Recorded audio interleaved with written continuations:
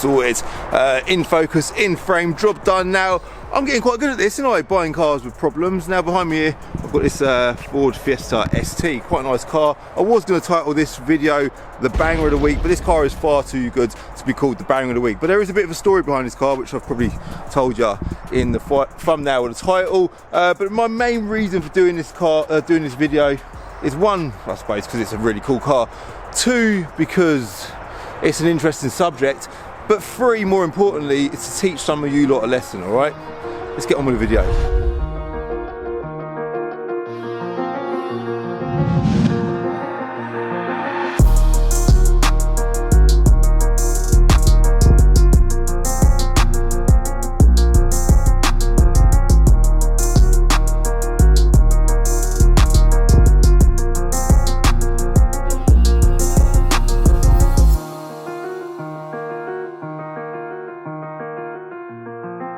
Here we go then, 2013 Ford Fiesta ST. I think 2013 was like the earliest of years that these cars come out. They made them right up until 2018. So this is a pre-facelift car, but from factory they were 180 brake horsepower. But this car has had a lot of mods, or supposedly had a lot of mods. Again, I don't have paperwork for any of the mods, but it's a stage 3 tuned car. We'll find out how quick it is when we go out for driving it in a sec. And it's apparently running at 310 brake horsepower.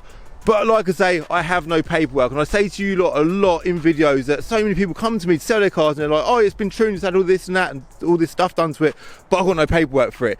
It's hard for me to sell a car and say to someone, I promise you it's had all this stuff done to it, but I have no history or no backing for the work that's been done. So this car, straight away I'm like, yeah, it's been tuned, but it's got no paperwork to back the tuning. So it really lets it down. And also it doesn't have a dyno, so I can't even stand here and say this car is definitely 300 plus brake horsepower because I have no dyno, all right? So that's a massive letdown as well. Now, as you look around this car, it's a really, really nice thing, really tidy. It's definitely been loved by one of its previous owners. It's got Toyo Proxy tyres on the rear, and then later on in life someone has put Nankangs on it. Nankangs ain't terrible tyres, but the Toyo Proxies, whoever put them on was clearly a person that loved their car. As you come round again, like, it's stunning, this car, absolutely, it is mint. And the key subject for this car is not just the paperwork, but the second thing, which again you've seen in the title, this car has got a mileage discrepancy, which would suggest that it's been clocked at some point in its life, right? So I'm walking around it talking about the condition like it's immaculate.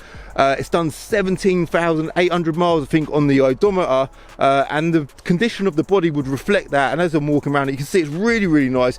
And as you see down here, we've got a Scorpion exhaust as well, which is really nice. Now, as we hop in on the inside, there you go, there's the mileage up there.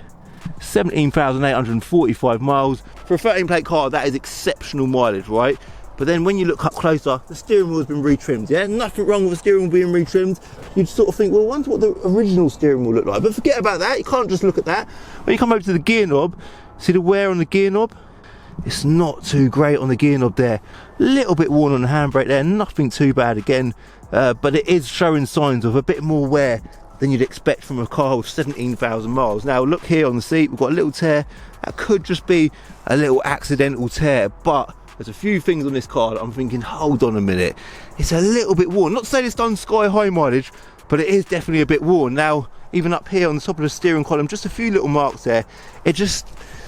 It's not what you'd expect to see on a car with 17,000 miles. The bolster's pretty good, to be fair, but I don't know, a little tiny bit worn, which would again probably make you question the mileage if you were looking for a low mileage gem. Let's just flip that round. Right, so in the car trade, and this is not just available to the car trade, this is available to everyone. We use either HPI or Experian to run history checks on our cars, right? I currently use HPI, but I am migrating over to Experian at some point quite soon. Not to say that either or are better or worse, they both offer the same sort of functionality and information, but it is so valuable. Now, the guy that I bought this car off, he says that someone pulled the wool over his eyes when he bought it. I don't know how true that is, because he actually attempted to pull the wool over our eyes when he sold it to us and said, yeah, it's a low mileage car, but it has no service history. He then just magically showed up with a service book, which I'll show you right now before we get onto the HPI check. This service book is a yes. It's like the bloody Truckle Brothers have done this service book, I tell you. Look, so here is the Ford service book, all right? And there is a bit of paperwork in the glove box there as well, just loads of little bits, nothing major, but a few little bits to say the car had some maintenance, had a bit of love. But this here is the actual service book for the car, which the guy just magically, it just appeared when we was talking about doing a deal. He goes, oh, by the way, it has actually got a service book, I'll show it to you. Now the reason why he held back, I would assume, is because it's a Ford specialist service stamp, yeah? With no signature, no date and no mileage on that stamp there. It doesn't have it on that stamp either. And then we open the page, that was done a certain mileage, Andy Smith. It's a very generic name to use, Andy Smith. And Andy Smith looks like he's the same guy that's done every single one of these stamps, but just use a different stamp. See you guys. Thanks for coming to us, by the way. No worries, it's cool. You sold your 2 Series, yeah? Yeah. Done. Well done, man. Oh, really? Okay. See you tomorrow. Thanks, man. Sorry, I didn't have no time for you, man. Just appreciate it, man. See you guys.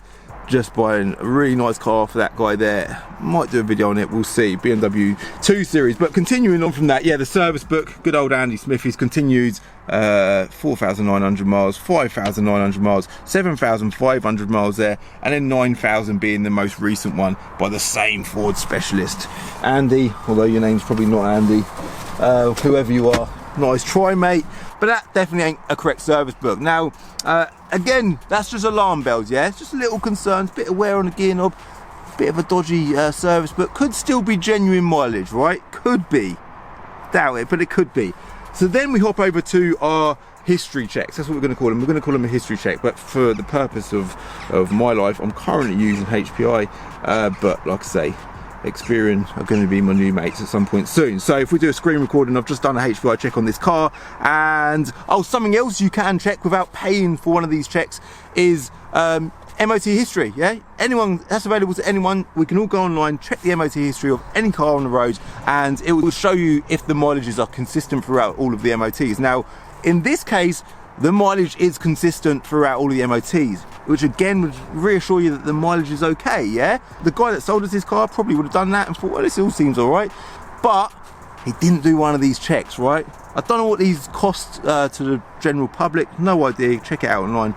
Like I said, there is multiple companies that offer these. I'm not plugging away at any particular companies. I'm just doing this purely as a bit of good advice, right? Because this is a very common thing. At the top there, we've got NMR check, right? That stands for National Mileage Register. Now, the information from the National Mileage Register is provided by main dealers, service receipts, customers like you and I give HPI and Experian and stuff information about certain vehicles with their mileages and stuff like that. DVLA also provide information, but someone somewhere along the line with this car has noted that this car has a higher mileage than the mileage given on an MOT certificate. As simple as that. We don't know what the details are. I have raised an investigation with HPI, so if I do find out any information, I'll let you know at some point in this video. But for now, I'm like, right, I'm about to buy this car and it has a mileage discrepancy. No idea what's happened, no idea how, but that marker is on this car and it does affect the value of this car. I now cannot make an offer on this car based on it having 17 17,800 miles. I have to take a view on it myself and value the car on roughly what I think the mileage is. Now I think the mileage is in the region of about 60,000. I think that's a fair guess. Average mileage for a car this year would be about 90,000, I think, 90 to 100,000. I don't think it's done as much as that, but the price that I buy it for must reflect the mileage that I assume it is. And secondly, when I sell this car, I have to declare that it has a mileage discrepancy on the history, which is fine. You know, someone will buy this car, someone will love it, it's a great car, but that person deserves to get a discount because it's got a mileage discrepancy. And any single person selling a car with anything on the HPI should declare it. Simple as that. And if it is true that the fellow that I bought this car off was sold this car without this discrepancy being declared, then that is sad, man. That's really not good. And I do see this a lot, all right? So whilst we're on the HPI, I may as well continue down and show you what else it's got going for it. So if we click into Spec check, it £17,790. This car was new. It's got an optional equipment of 725 quid, and the only option on this car is the molten orange metallic paint. All right, quite a nice option, very nice looking colour. It basically just looks like faded red, but it is yeah, suits the car really nicely, and it has also got the Recaros to match, which again look amazing. Yeah. Moving on from that, we've got CAP Black Book Live. Again, CAP is a valuation system that the majority of the car trade use. This just gives you an assumed mileage, as in probably the average for the age of the car, 80,000 miles, and based on having 80,000 miles, the retail valuation for this car would be £7,095. But that is just, no one knows what the mileage is on this car. You never know. One of the previous owners might step forward and see this video and say, Calvin, I had that car and it was my mate that clocked it, or this is why it's been showing a discrepancy. I might be able to get it cleared. It might be completely nothing. It might be nothing. Who knows? But we'll soon find out. All right. So what we'll do now is, yeah, we'll go for a little drive in the clocked Fiesta ST. See what it drives like. Right, before we get off, I need to start the engine, of course, but before I can start the engine, I need to do the Ghost of Mobilize code, so let me just do that now quickly, yeah? That's it. Yeah, it sounds good, doesn't it? Let's give it a little rev.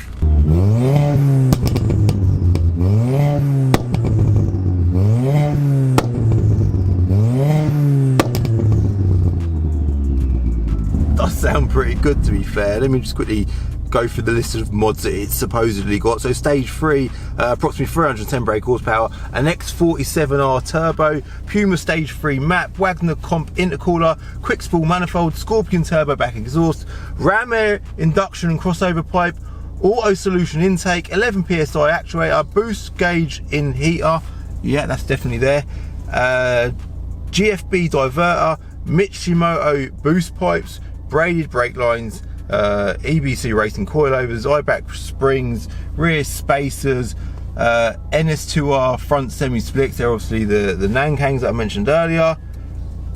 Gloss back alloys and Alcantara steering wheel. So pretty good mods, yeah?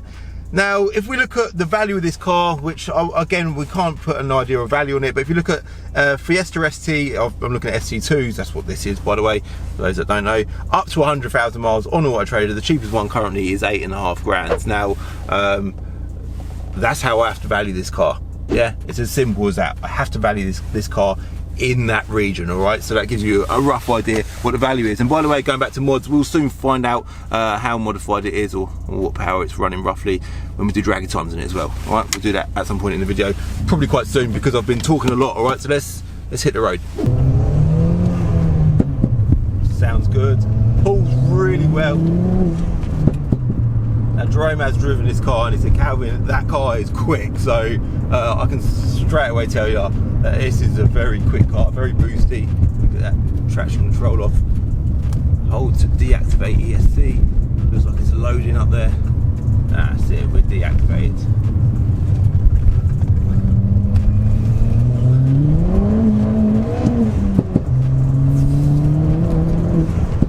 Yeah, this is a quick car.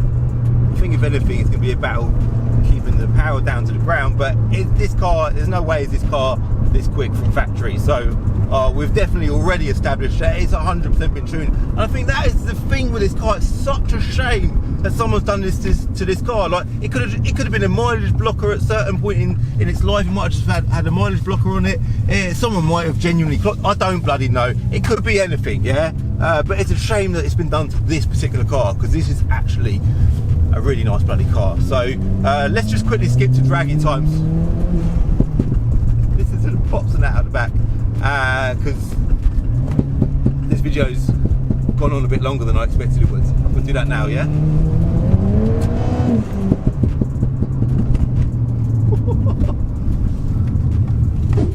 Right, we are back on my little private road. So if it's in the region of 300 brake, we should get early 60s, all right? That's what we should get. Ready? 3, 2, 1. No wheel spin. Key that traction. Nah. Too much wheel spin. A lot of wheel spin.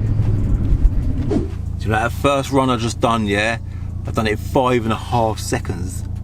I thought it's going to do low 6s. It's just done 5.5 seconds with loads of wheel spin. That is an invalid run though, so it would mean that there was a bit of a slope when I've done it as well. But we'll go back, do it again at the bottom half of the road, and I think, yeah, we're gonna smash that. Right, so I've literally just done 2 more, right? The first one I've done, again, it was invalid. It was on a bit of a slope. It done that run in 5.31 seconds. And then I've done a third and final run. This one was verified, and that done that run in 5.28 seconds. Yeah, this is a quick car. So that puts it right, quicker than the Alfa Romeo Giulietta Veloce, which was 240 brake, and that had a dual clutch gearbox, so gear changes would have saved it a lot of time. Quicker than a BMW 330D, and almost as quick as the Golf GTI Club Sport. That was a 500 brake car. That's not a comparable car, because that did give us a lot of wheel spin. But the next car up from that was a TTS, which was tuned. So in a nutshell, this car has definitely been tuned, and yeah, it done some seriously impressive times. Let's get back on the road and summarize this video. So the motive for me doing this video, guys, was to show you lot, basically, just do your checks, do your background checks. It's very easy. It might cost you 20, 25 quid or whatever it costs, but it's 20 or 25 quid, very well spent. It could save you thousands. I see it all the time where people come to me to sell a car, and I'll be buying it and I'll be like, do you know, did you realise it's been in an accident? Like, it's Cat S. And they'll be like, no, that's a very common one for me. And I'll be like, yeah, did you not know when you bought it? No, the person I bought it off didn't tell me. That knocks 20 or 30% off the value of the car. You're losing money, right? Another common one is finance. People buy cars with outstanding finance. I'm like, this car is not actually owned by you, it's owned by the finance company. Did you do a check when you bought it? No, I didn't. 20 quid, guys. 20 quid. Do your bloody checks. Now, this car here, luckily, I done my checks. I did buy it accordingly. The price I paid for this car reflected the fact that it's got a mileage discrepancy, and the price I sell it for will also reflect the fact that it has a mileage discrepancy. The mods and stuff, it's really difficult for me to say exactly what it's had, but what I could do is take it to a reputable tuning company like VRS, for example, and say, can you guys tell me exactly what this car has got on it, or what you think it's got on it? We could get it on the dyno and see what power it's running as well. I know I can see that it's definitely running a bigger power than a normal car, but we could get more accurate figures by investigating further there. But what I will do is, the priority for me is find out from HPI what the actual issue is with the mileage discrepancy, and I will let you know as soon as I find out. If I don't let you know in this video, I'll let you know on my Instagram. But what I am going to do now is wrap this video up and say goodbye, because I do need to get back to work. But thank you very much for watching. I hope you like this video. If you did like this video, do me a favour, hit the like button. If you're new to my channel, hit subscribe for a new video every Wednesday, thank you sir, and Sunday at 6 o'clock. And if you're on Instagram, give me a follow on Instagram at Calvin's Car Diary, and I'll see you in the next video, alright? Bye.